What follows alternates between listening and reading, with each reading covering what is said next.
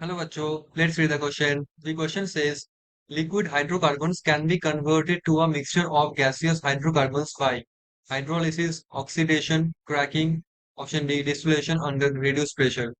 So question में हम पूछा गया कि जो हमारा लिक्विड हाइड्रोकार्बन होता है जब हम उसको कन्वर्ट करते हैं गैसेस हाइड्रोकार्बन्स पे तो उस प्रोसेस को क्या बोलते हैं exactly so the key concept the key concept of this question is conversion of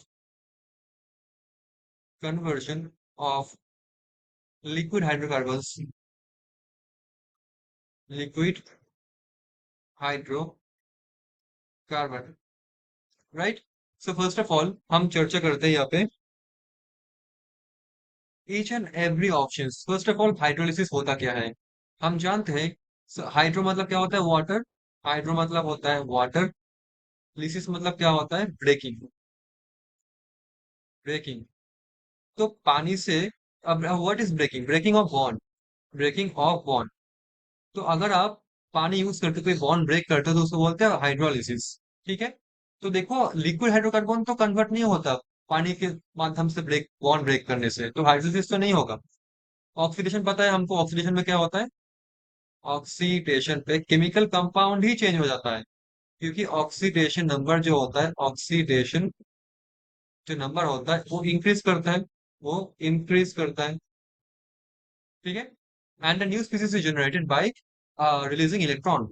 तो हम जानते हैं लिक्विड हाइड्रोकार्बन अगर इलेक्ट्रॉन रिलीज कर दे तो कोई और कंपाउंड में ट्रांसफॉर्म हो जाएगा। ठीक है। लिक्विड से गैस मतलब बस फेस चेंज हो रहा है। नाउ हम जानते हैं ऑक्सीडेशन नहीं होगा। क्रैकिंग में क्या होता है हम जानते हैं, क्रैकिंग क्रैकिंग के कौन नाम होता है पायरोलिसिस। इन क्रैकिंग, इन क्रैकिंग और pyrolysis the hydrocarbon with the hydrocarbon with higher molecular mass, with higher molecular mass gives a mixture of, gives a mixture of hydrocarbons having, hydrocarbons having lower molecular mass, lower molecular mass. So hence we can say that by cracking a liquid hydrocarbon can be converted into a mixture of gaseous hydrocarbons.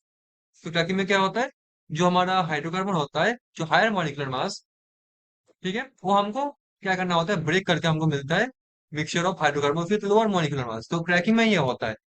So option number C is going to be the answer. ठीक किया है distillation under reduce pressure. देखो distillation क्यों करते हैं हम लोग, normally impurity को दूर करने के लिए हम लोग करते हैं फ्रैक्शनल डिस्टिलेशन, डिस्टिलेशन करते हैं।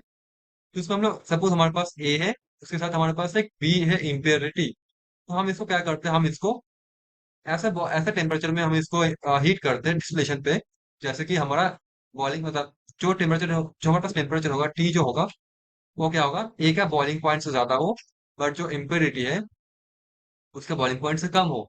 ठीक है। तो हम लोग क्या करते हैं, हम एक को क्या करते हैं इवेपोरेट कर देते हैं। सपोज एक को हम लोग इवेपोरेट कर दिए, उसको हम लोग अलग कंटेनर में लेके उसको हम लोग कलेक्ट कर लेते हैं। बट जो बी इम्प्योरिटी है वो वेपर फॉर्म पे नहीं जाता, ए वेपर फॉर्म पे चला जाता है, तो बी रहता है हमारा लिक्विड फॉर्म पे ही। तो बी ऐसे क्या होता है, ऐसे अलग हो जाता है। तो ऐसे हम लोग इम्प्योरिटी को दूर करते हैं बाय डिस्टिलेशन, फिर हम ए को कंडेंस करके सेपरेट कर लेते हैं। तो जो लिक्विड हाइड्रोकार्बन को हम लोग गैसेस गैसेस हाइड्रोकार्बन पे कन्वर्शन के लिए डिस्टिलेशन हम लोग यूज नहीं कर सकते। ठीक है। सो डी तो नहीं होगा। सो कौन सा प्रोसेस हमको करना होगा, क्रैकिंग, जिससे हम लोग हाई मॉलिक्यूलर मास को हम लोग कन्वर्ट करते हैं लो मॉलिक्यूलर मास पे। बहुत मतलब बहुत सारे मतलब mixture of gases hydrocarbon, mixture of gases hydrocarbon को मिलता है, अब मिक्सचर ऑफ गैसेस हाइड्रोकार्बन हमको मिलता है। So C is going to be the answer of this question. Hope you understood it well, thank you so much.